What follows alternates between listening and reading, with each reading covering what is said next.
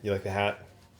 Should I do the Third hat? time's the charm. Third time's the charm? I think It's like that's the your summer thing. hat. It's the summer hat. It's your summer hat. I'm like wary of like doing this while it's recording because I know that Nate's gonna like use it. Yeah. What's up, everybody? It's Tyler from Second Glass. This week on the Wine of the Weekend, we are getting a little specific and we are doing Riesling that comes from Australia.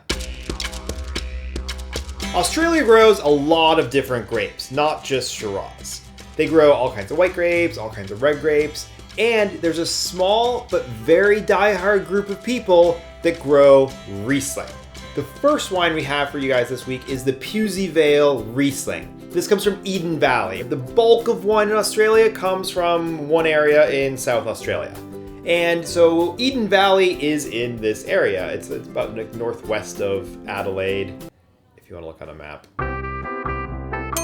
The vineyard was actually planted over 160 years ago. So they've been growing Riesling in this part of Australia for over 160 years, which is kind of crazy. In the 1960s, the current owners took it over and they really revamped it and brought it back to its full potential. And so now Pewsey Vale makes 3 different kinds of Riesling. The main one and the bulk of the one they make is the one that we're recommending, the Pewsey Vale Eden Valley Riesling.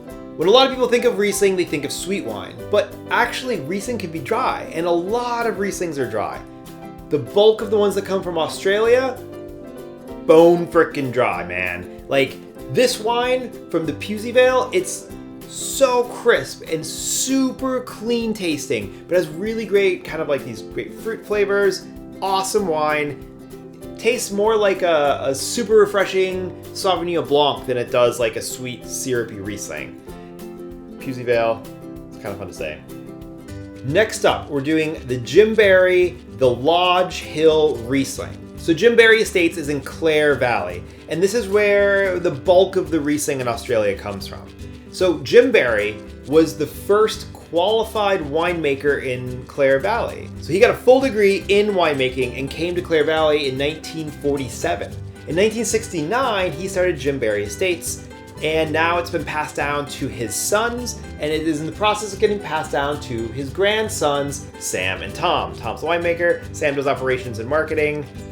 Great guys. The red wines that Jim Barry Estates makes are usually Shiraz and Cabernet blends. So these are classic Australian wines, but they really focus on Riesling. About half the wines they make are Riesling. This is the one that's the easiest to find in the United States, and it's, again, same like the Pewsey Vale, very crisp. Clean, it's super bone dry, not sweet, awesome for a hot summer day, great with seafood, salads, lighter food, that kind of thing. You want to check out this Riesling. Last, but very far from least, we have a wine made by a group called Some Young Punks, and it's called Monsters, Monsters, Attack! Attack is all caps with an exclamation point, so you kind of have to say it like that. Monsters, Monsters, Attack! These labels are awesome, right? They have these 1950s horror movie vibe going on, and this one has a kiss of sweetness. So they kind of like wanted to skew away from this super bone dry Riesling and give it a little touch of sweetness. It's definitely not a sweet wine. It just has a little bit more body to it. It's a little bit more floral, has a little bit more fruitiness to it. Really great bottle of wine. Some Young Punks, these guys are kind of like the new Australia. For hundreds of years, Australia has kind of been known for making these big, bold, juicy reds. And, along came Some Young Punks, and what their goal is to take international grapes, make these older world style wines with like Nebbiolo, Sangiovese, really experiment, but make truly Australian wines with a little bit of a different twist. That's what they're doing with this Riesling. Definitely got to check it out. So contrary to popular belief, there's a lot more in Australia than just kangaroos, shrimps, barbies, the 10 most deadliest snakes in the world, and big bold bottles of Shiraz. Try some other grapes from Australia this weekend.